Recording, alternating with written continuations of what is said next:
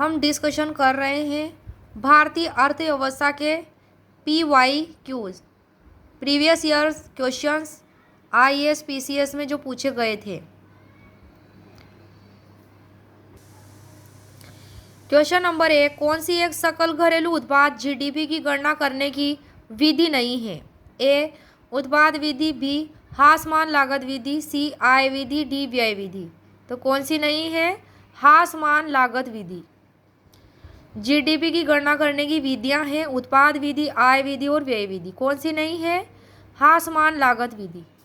Next है question number 2, सकल राष्ट्रीय उत्पाद और सकल घरेलू उत्पाद का अंतर बराबर है, विदेशों से प्राप्त शुद्ध आय या संपत्ति। क्वेश्चन नंबर 3, निम्नलिखित कथनों पर विचार कीजिए। पहला कथन है क्रय शक्ति क्षमता, परचेजिंग पावर पेरिटी, PPP। विनिमय दरों की गणना विभिन्न देशों में एक समान वस्तुओं और सेवाओं के मूल्यों की तुलना करके की जाती है। दूसरा स्टेटमेंट है PPP डॉलर के संदर्भ में भारत विश्व की छठी सबसे बड़ी अर्थव्यवस्था है। तो कौन सा कथन सही है इसमें? तो इसमें पहला कथन सही है, केवल एक सही है, दूसरा गलत है। क्रय शक्ति क्षमता विनिमय दरों की गणना विभिन्न देशों में एक समान वस्तुओं और सेवाओं के मूल्यों की तुलना करके की जाती है। और ये गलत क्यों है? दूसरा कथन, क्रय शक्ति क्षमता से आशय दो देशों के बीच मुद्रा की क्रय शक्ति में अंतर या समता से है। कितने देशों के बीच?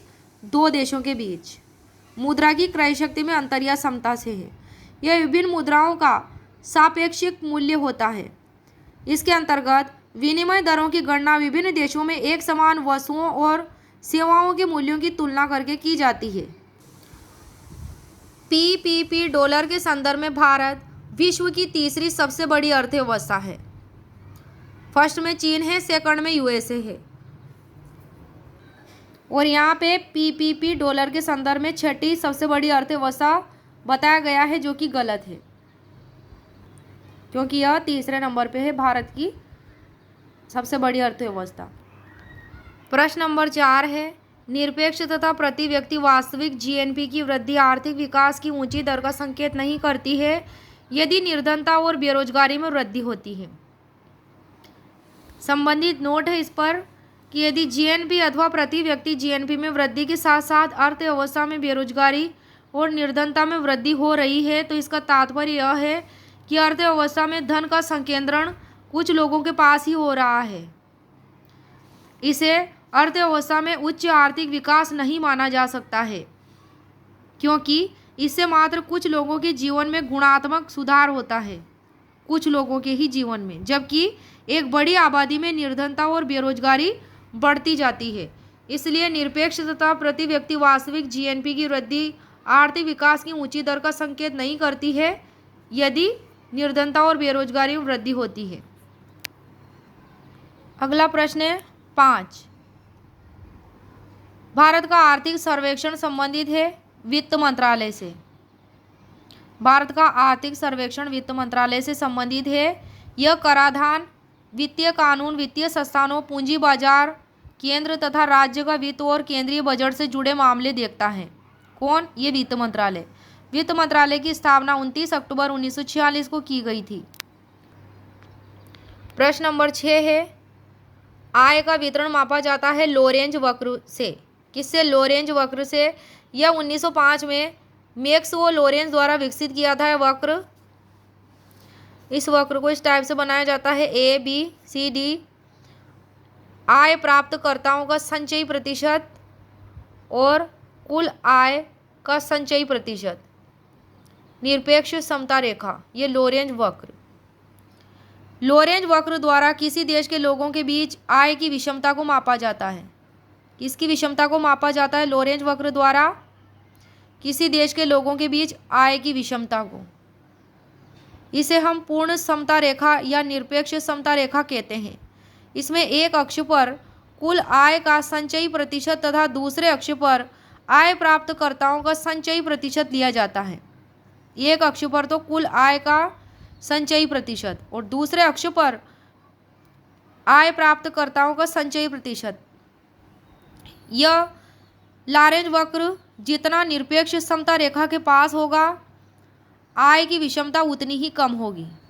ये यहाँ पे निरपेक्ष समता रेखा के पास होगा जितना, ये लॉरेंज वक्र उतना ही क्या होगा, आय की विषमता उतनी ही कम होगी, और दूर होगा तो आय की विषमता उतनी ही अधिक होगी। प्रश्न नंबर है 7, हिंदू वृद्धि दर किससे संबंधित है? जीडीपी से। व्याख्या है इसकी, भारतीय अर्थव्यवस्था में 1950 से 1980 तक निम्न वृद्धि दर यानी कि 3.5 के आसपास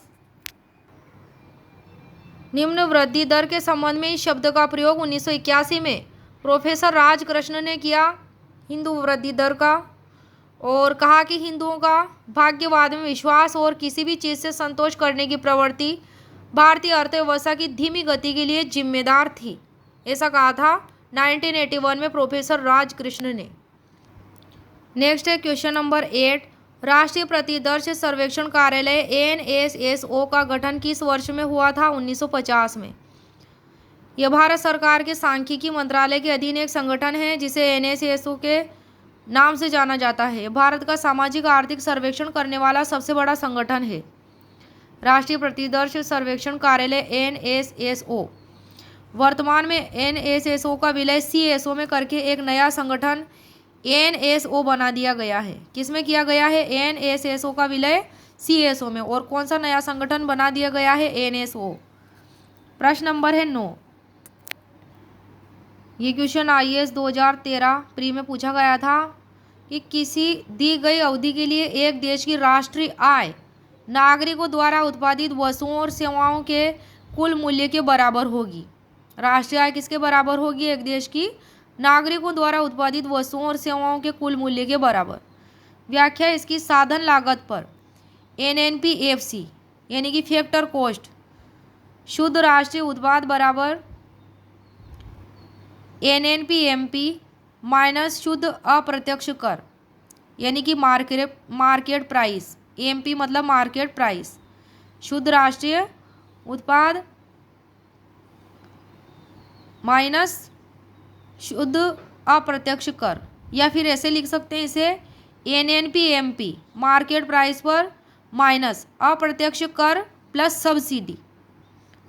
इसमें अप्रत्यक्ष कर में क्या जोड़ देंगे? सब्सिडी को जोड़ देंगे। और अगर सब्सिडी नहीं लिखेंगे तो क्या लिखेंगे? NNPMP मार्केट प्राइस पर माइनस कर देंगे शुद्ध अप्रत्यक्ष कर को, शुद्ध अप्रत्यक्ष कर को। और अगर ऐसा नहीं करेंगे तो क्या लिखेंगे? NNPMP मार्केट प्राइस पर माइनस अप्रत्यक्ष कर। यहाँ क्या था? शुद्ध अप्रत्यक्ष कर, तो यहाँ क्या लिखेंगे? अप्रत्यक्ष कर और उसमें सब्सिडी को जोड़ देंगे। ऐसे भी हम लिख सकते हैं। NNP को क्या बोलेंगे हम? Net national product. NNP शुद्ध राष्ट्रीय उत्पाद।